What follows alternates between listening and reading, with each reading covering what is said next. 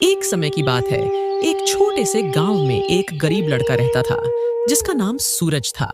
सूरज के घर में उसके बूढ़े माँ बाप और एक छोटी सी बहन के साथ रहता था। सूरज का एक छोटा सा सपना था कि वह माँ बाप और बहन को अच्छे घर में रखे, उस घर में रखे जिस घर में सुख समृद्धि रहे।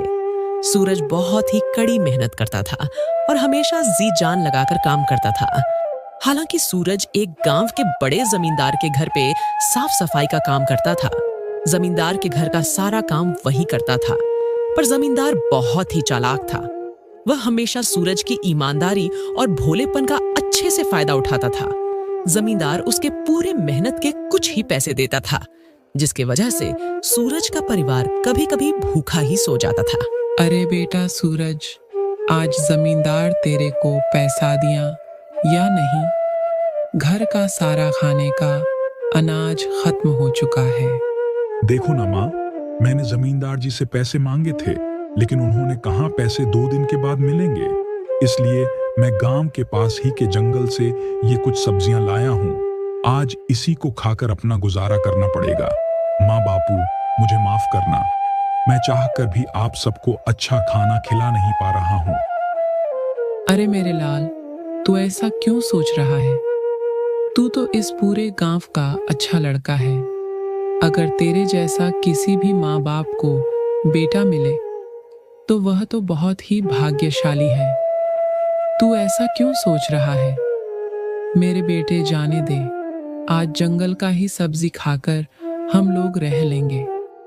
आज की रात को वह सभी जंगल की सब्जी खाकर सो जाते हैं और अगली सुबह फिर सूरज जमींदार के घर जाता है और साफ सफाई करने में लग जाता है।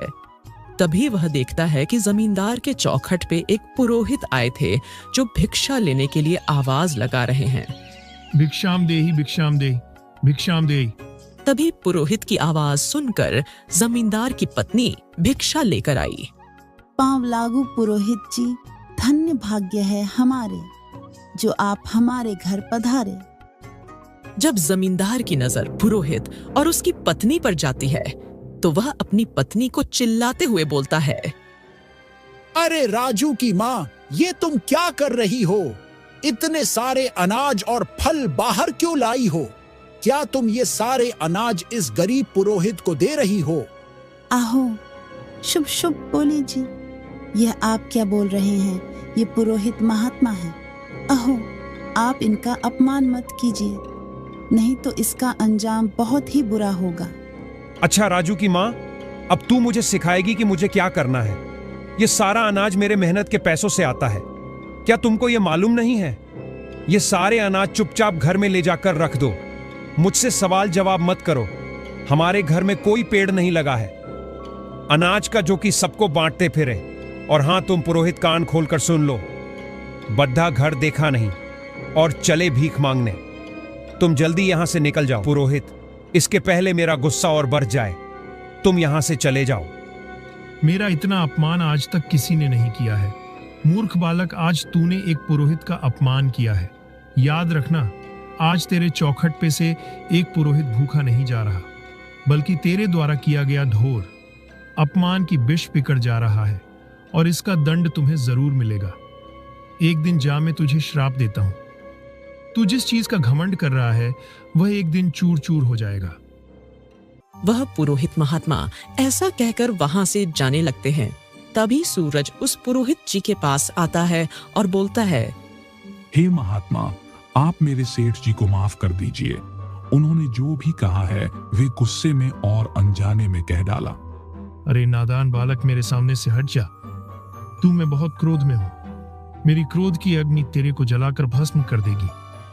क्षमा कीजिएगा पुरोहित जी, मैं आपका क्रोध समझ सकता हूँ, पर पुरोहित जी, आपसे विनम्र प्रार्थना है कि आप मेरे घर चले और आप अपनी सेवा करने का मुझे कृपा प्रदान करें। मैं बहुत ही सौभाग्यशाली होऊंगा जो आपकी सेवा कर सकूंगा। सूरज की प्यारी प्यारी बातों को सुनकर पुरोहित जी का क्रोध शांत हो जाता है और वह सूरज के घर जाने के लिए तैयार हो जाते हैं। सूरज पुरोहित जी को अपने घर ले जाता है। वहां पुरोहित जी देखते हैं कि सूरज अपने परिवार के साथ एक छोटे से कुटिया में रहता था। वहां पर उसके बूढ़े माता पिता और एक छोटी सी उसकी बहन थी, और घर में मिट्टी के 2-4 बर्तन टूटे फूटे थे, और घर में ना खाने के लिए भोजन और ना ही सोने के लिए बिस्तर थे। सूरज पुरोहित जी को भोजन कराता है। भोजन में ज्यादा कुछ तो नहीं था, पर सूरज से जितना हो सका वह पुरोहित जी को खाने के लिए इंतजाम किया। खाने में 2-4 फल और कच्चा दूध दिया। पुरोहित जी ने बड़े ही आनंद से सूरज के दिए हुए भोजन को ग्रहण किया। बेटा, मैं तुम्हारे सेवा और तुम्हारे माँ बाप के दिए संस्कार से मैं बहुत ही ज्यादा प्रसन्न हूँ। तुम्हारे पास कुछ नहीं होते हुए भी सब कुछ है। तुम्हारे पास आज अपने परिवार के लिए भोजन नहीं है, फिर भी तुमने मुझे पेट भर भोजन कराया। इससे पता चलता है कि तुम्हारा हृदय कितना कोमल है। बेटा, तुम मेरी बात हमेशा ध्यान रखना। इस धरती पर परमात्मा से बड़ा कोई नहीं है। इस धरती की रचना परमात्मा ने ही की है, और हम सबको भी इस परमात्मा ने ही बनाया है। परमात्मा हम सबका हिसाब करता है। इस धरती पर जो भी जन्म लेता है, इस सब का लेखा जोखा परमात्मा लिख कर रखे होते हैं। जैसे कि वह व्यक्ति किस घर में जन्म लेगा, उस व्यक्ति के पास कितना धन होगा, उस व्यक्ति का विवाह किससे होगा, यहाँ तक कि उसकी मृत्यु कब होगा, ये सब पहले से निर्धारित होता है। ये सब कुछ उस व्यक्ति के कर्मों पर निर्धारित रहता है।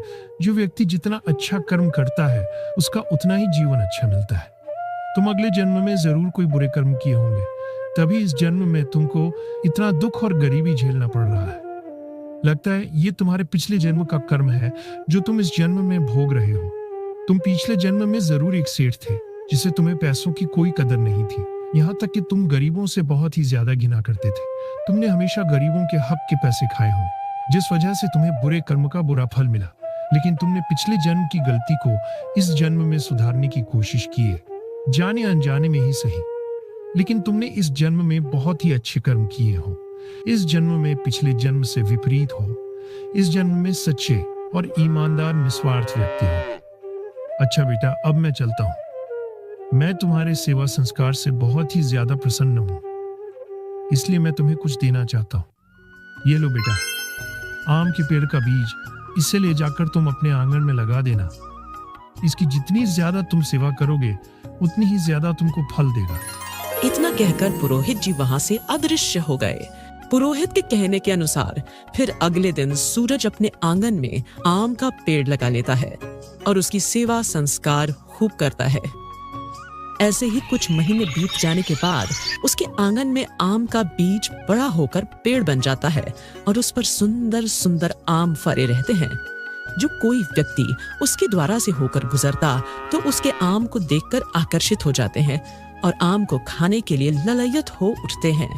यह बात धीरे धीरे पूरे गांव में फैल गई और गांव वाले सूरज से रोजाना आम खरीदने लगे और सूरज की अच्छी आमदनी होने लगी, जिसके कारण सूरज की दयनीय स्थिति धीरे धीरे सुधरने लगी और वह देखते ही देखते कुछ महीनों में बहुत ही ज्यादा पैसे वाला हो गया।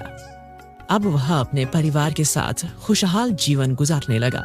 हमें इस कहानी से यह शिक्षा मिलती है कि हमें कभी भी बुरे कर्म नहीं करने चाहिए, क्योंकि बुरे कर्म का बुरा है नतीजा होता है।